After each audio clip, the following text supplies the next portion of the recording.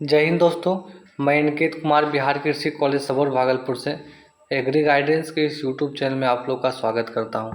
तो जैसा कि आप लोगों को पता है कि हमने क्लास 12 बिहार बोर्ड एग्रीकल्चर का और चैप्टर वाइज जो है ऑब्जेक्टिव क्वेश्चन की सीरीज को स्टार्ट किया है।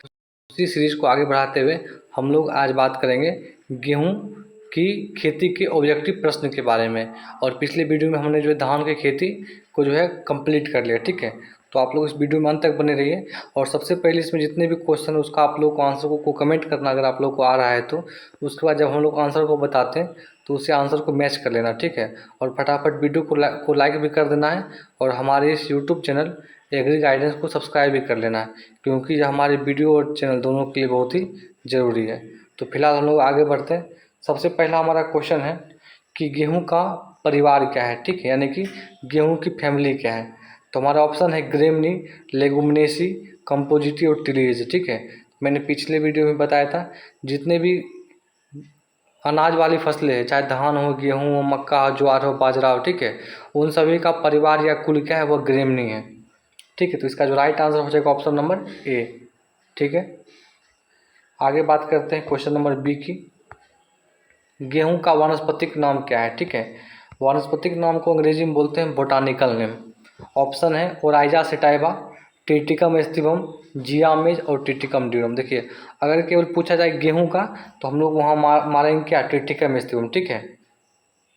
क्योंकि गेहूं का मतलब होता है यहाँ पर सामान्य गेहूं, ठीक है, जो कॉमन व्हीट उसके बारे में। तो जो सामान्य गेहूं उसका वैज्ञानिक नाम जो टिटिकम एस्टिवम ही होता है। और जो है ओराइजा सटाइवा जो वह धान का होता है, ये आप लोग को पता ही होगा, ठीक है। उसके बाद जिया में जो है वह मक्का का होता है, ठीक है। और टिटिकम ड्यूरम, ठीक है, टिटिकम ड्यूरम जो है वह माइक्रोनी गेहूं का होता है, माइक्रोनी, ठीक है, जिसका माइक्रोनी खाते हैं, माइक्रोनी गेहूं का होता है, ठीक है। आगे बात करते हैं हम लोग अगले क्वेश्चन की। गेहूं का परीक्षण भार। देखिए, परीक्षण भार का मतलब क्या होता है, ठीक है। परीक्षण भार को अंग्रेजी में बोलते हैं test weight, test WT weight, ठीक है। 1000 बीजों का जो भार होता है, ठीक है, 1000 बीजों का जो भार होता है उसको बोलते हैं परीक्षण भार, ठीक है। तो गेहूं का जो 1000 बीजों का भार होता है वो होता है कितना, 40 ग्राम। देखिए, इसको मैं आप लोग को एक ट्रिक बताता हूँ, उससे आप लोग याद कर सकते हैं, ठीक है। सबसे पहले देखिए, आप लोग को ध्यान रखना है कि गेहूं का जो है गुणसूत्र संख्या वो होता है 42, ठीक है। इसको दो भागों में डिवाइड कीजिए, एक 40 और एक 2, ठीक है। तो गेहूं का परीक्षण भार कितना हो जाएगा, 40, ठीक है। और गेहूं में एक खरपतवार लगता है, उसका नाम क्या है, फ्लेरिस माइनर, उसका परीक्षण भार कितना होता है, 2। तो कहीं कहीं ये भी आता है कि फ्लेरिस माइनर का परीक्षण भार क्या है, फ्लेरिस माइनर, ठीक है, जो गेहूं का खरपतवार, इसको गेहूं का मामा, वन गेहूं, गुल्ली डंडा भी कहते हैं, ठीक है, उसका होता है। तो यहाँ हमसे क्वेश्चन पूछा था गेहूं का, तो गेहूं कितना 40 ग्राम हो जाएगा, ठीक है, दोनों ग्राम में हो जाएगा। आगे बात करते हैं नेक्स्ट क्वेश्चन को। सभी प्रकार के क्वेश्चन को आप लोग को नोट करना है, क्योंकि जो आप अभी जो बिहार बोर्ड का एग्जाम आएगा और आगे भी जो आपके कॉलेज जाने में इंट्रेंस एग्जाम होता है उसमें भी इस प्रकार के क्वेश्चन एग्जाम में आते हैं, ठीक है। गेहूं का सबसे अधिक क्षेत्रफल और उत्पादन किस राज्य में होता है, तो वो होता है यूपी में, ठीक है। यूपी का मतलब उत्तर प्रदेश। आगे बात करते हैं CRI। देखिए, ठीक है, जब हम गेहूं की खेती को पढ़ते हैं तो CRI एक ऐसी अवस्था होती है जहां पर पानी देना सबसे अति महत्वपूर्ण होता है। अगर हमें गेहूं में एक ही पानी देना है तो हम CRI अवस्था पर देते हैं। तो CRI का पूर्ण रूप क्या होता है, ऑप्शन है continue root initiation, crown root initiation, cool root initiation, none. None का मतलब कोई नहीं, ठीक है। तो इसका जो राइट आंसर हो जाएगा option number B, crown root initiation, ठीक है। अगर आप लोग को नहीं पता है कि क्राउन रूट इनिशिएशन क्या होता है तो आप लोग कमेंट कीजिए, मैं उस पर भी एक वीडियो बना दूंगा। फिलहाल हम लोग वीडियो में आगे बढ़ते हैं और फटाफट आप लोग वीडियो को भी लाइक करते रहिए। उसके बाद गेहूं का उपयोग होता है, ठीक है, बहुत इंपॉर्टेंट क्वेश्चन है, क्वेश्चन पूछा गया भी है। बिस्कुट उद्योग में, ब्रेड उद्योग में, केक उद्योग में सभी। देखिए, हम लोग जो भी मार्केट में चाहे बिस्किट खाते हैं, चाहे ब्रेड खाते हैं, चाहे केक खाते हैं, सब जो गेहूं का ही बना होता है, ठीक है। ऑप्शन नंबर डी क्या, सभी हो जाएगा। आगे बढ़ते हैं। बिहार में गेहूं की खेती कितने लाख हेक्टेयर क्षेत्र में यानी कि एरिया में किया जाता है। ऑप्शन 22, 24, 48, 33, ठीक है। यानी कि गेहूँ की खेती कितना होता है 22 लाख हेक्टेयर में, ठीक है। वही अगर धान की पूछा जाए कि धान की खेती कितना एरिया में होता है तो 33 लाख हेक्टेयर, ठीक है, 33 लाख हेक्टेयर। आगे बढ़ते हैं हम लोग अगले क्वेश्चन पर। आप लोग कमेंट भी करते रहिए अगर आप लोग का आंसर पता है तो। गेहूं में कार्बोहाइड्रेट कितना प्रतिशत पाया जाता है? तो ऑप्शन है 60 से 65, 40 से 50, 11 से 12, 70 से 72, ठीक है। अगर हम कार्बोहाइड्रेट की बात करें तो कार्बोहाइड्रेट होता है 70 से 72%, ठीक है। अगर वही पूछा जाए गेहूं में प्रोटीन, तो प्रोटीन होता है कितना 11 से 12%। आगे बात करते हैं हम लोग अगले क्वेश्चन की। गेहूं की असिंचित प्रभेद है, ठीक है। C306, HD 2888, BRW 3, यानी कि 3722, ऑल ऑफ दिस। इसका राइट आंसर हो जाएगा ऑल ऑफ दिस, ठीक है। वेराइटी जितनी भी होगी उसको आप लोगों को याद ही करना पड़ेगा, उसका और कोई विकल्प नहीं है, ठीक है। वेराइटी को याद ही करना पड़ता है। आगे है गेहूं के अंकुरण के लिए कितना तापमान चाहिए? 16 से 18, 4 से 9, 20 से 25, 30 से 40, ठीक है। इसका ऑप्शन नंबर सी 20 से 25 इसका राइट आंसर हो जाएगा। आगे बात करते हैं गेहूं में चौड़ी पत्ती वाली खरपतवार के उदाहरण, ठीक है। यानी कि ब्रोड लीफ वीड, कृष्णनील, बथुआ, इनमें से दोनों और इनमें से कोई, ठीक है। इसका आंसर हो जाएगा बोथ, इनमें से दोनों, ठीक है। आगे बात करते हैं हम लोग फ्लेरिस माइनर का अन्य नाम क्या है, ठीक। मैंने पीछे ही बताया था फ्लेरिस माइनर को गुल्ली डंटा, गेहूं का मामा, बन गेहूं और इन सभी नामों से जाना जाता है। इसका आंसर हो जाएगा इनमें से सभी, ठीक है। और यहाँ पर क्या होगा, यहाँ पर वन होगा, ठीक है, वन गेहूं, यहाँ पर वो होगा। आगे बात करते हैं हम लोग गेहूं में भंडारण के समय कितना नमी होना चाहिए, ठीक है। तो गेहूं का जब भंडारण करते हैं उस समय जो है 10 से 12% जो है नमी होना चाहिए। ऑप्शन नंबर बी हो जाएगा राइट आंसर, ठीक है। 12% से अधिक नमी नहीं होना चाहिए, ठीक है। इसको भी ध्यान रखना आप लोग। सिंचित विलम्ब से वाली किस्म, ठीक है, PBW 373, HI 2981, HI 1563, DBW 14, ठीक है। तो इसका आंसर हो जाएगा ऑल ऑफ दिस, ठीक है। यहाँ पर ऑप्शन नंबर ई भी कर लीजिए ऑल। इसका आंसर हो जाएगा option number E, all of this. आगे बात करते हैं सिंचित समय पर बुआई वाली किस्म है C307, HD 2733, BRW 3707, इनमें सभी। इसका भी राइट आंसर हो जाएगा ऑल ऑफ दीज।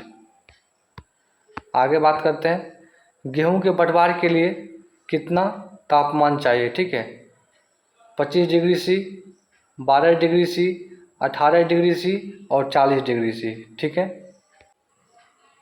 तो इसका राइट आंसर हो जाएगा option number A 25 degree C, ठीक है। सभी प्रकार के क्वेश्चन को आप लोग को नोट करते चलना है। आगे बात करते हैं अनाज वाली फसलों का राजा किसे कहा जाता है? धान, मक्का, गेहूं और चना, ठीक है। तो अनाज वाली फसलों का राजा कहा जाता है गेहूं को, ठीक है।